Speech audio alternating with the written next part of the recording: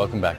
Prepare to say "ah" in this next item. You'll see why in a few minutes. For over 10 years, Aled Jones has joined congregations in churches and cathedrals all over Britain as presenter of songs of praise, and later this year he'll be singing in them as part of his Cathedral Tour. Aled will be visiting 15 cathedrals, singing his favourite songs with each of the local choirs, including Bangor Cathedral, where he was once, you're going to get it in a minute, a choir boy. Yes. Good morning. Aled is with us now to speak about his tour and many of his other projects. First, let's have a look at him in action.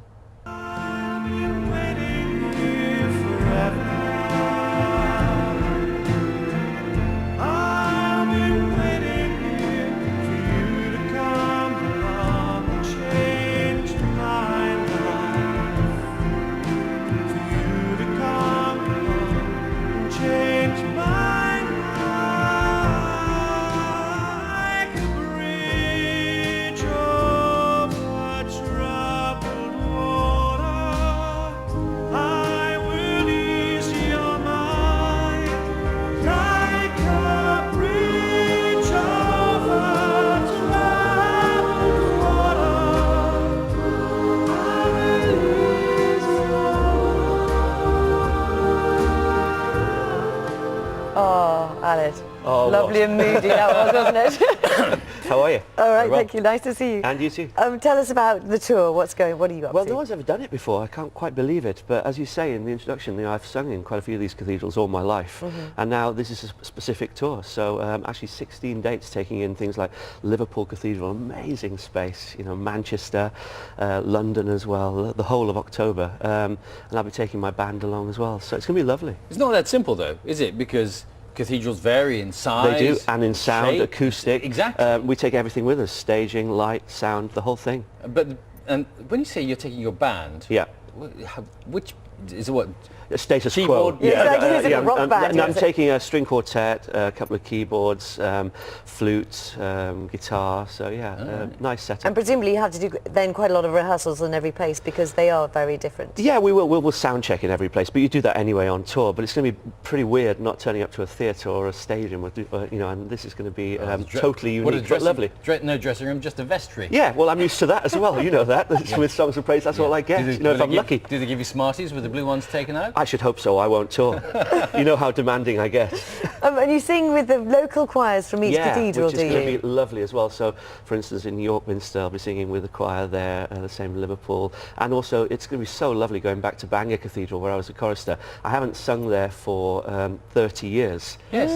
Funny you should mention that. You are. No, really? Yeah. Here you are in Bangor Cathedral. Bangor Cathedral was founded in the 6th century by St. Daniel, a Celtic missionary who established a monastic community on the site of the present cathedral.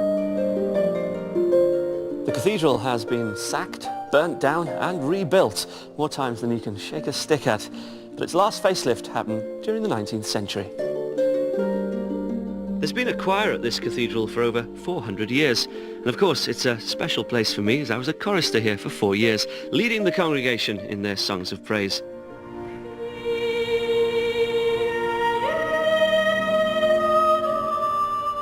Ah, look at you. Yeah, thank you very much. You couldn't there. wait to play that clip, could you? Could not You really wait. couldn't. We didn't have a Barbers in North Wales, could you tell? What a head of hair. It's classic choir boy look. Oh, is it? I remember That's why I it was so teased well. at school. I remember it so well. Was it tough? I was in the choir myself. Yeah. And to be honest, I didn't like it because you talk about being teased at school. Were you teased at school for being choir? I was, but I didn't really care because, come Saturday I'd be on TV in London and enjoying sort of, different countries around the world. So, it wasn't a massive price to pay, to be honest with you. And it was only for 4 years. In those 4 years I recorded 16 albums and travelled the world. So it literally was like Spitting Image. We've got 10 minutes before its voice breaks. That's 12 albums. It was just a massive roller coaster ride. Yeah. And people think that I was around for ages, but it was just 4 years as a boy soprano. I remember it very well indeed, actually. Do you really? Yes, I do. Tell us about choirs as well, because they've sort of seen a renaissance, haven't they, over Absolutely. the last few years? Well, I present a choral programme on Radio 3, and that's gone from strength to strength. It's now actually trendy to be in a choir. So it's going to be really interesting on the tour to actually perform with these different cathedral choirs, because Bangor Cathedral is tiny in comparison to somewhere like Liverpool, and in some of these cathedrals I'll be joined by over 30 or 40 choristers. So it's going to be amazing sound. You're also involved in the Titanic Requiem project. I Tell us am. about April that. the 10th, Central Hall in Westminster. Robin Gibb of Bee Gees fame, of course.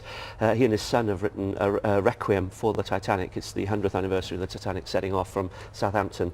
And I'm just really honoured. I only sing one song, but it's going to be with the Royal Philharmonic Orchestra. So yeah, and it's a beautiful piece of music. Is it? Or he can write a tune, can't he? Yeah, you can. Yeah, and a nice way to remember, actually, or Absolutely. commemorate the Yeah, memories of absolutely. the Titanic as And well. the other soloist in it is Isabel Suckling, who I helped sort of shape her career last year as well. So it'd be nice working with her So again. with a Requiem, it doesn't really tell a story as such, or does it? What This does it will do? tell more of a story than the normal sort of Requiem. You know, Mm-hmm. the normal Requiem, you have different sort of sections, but yeah, this one tells a story. My song's called Daybreak, so it's a very definite story in that you know that it's about love, of course.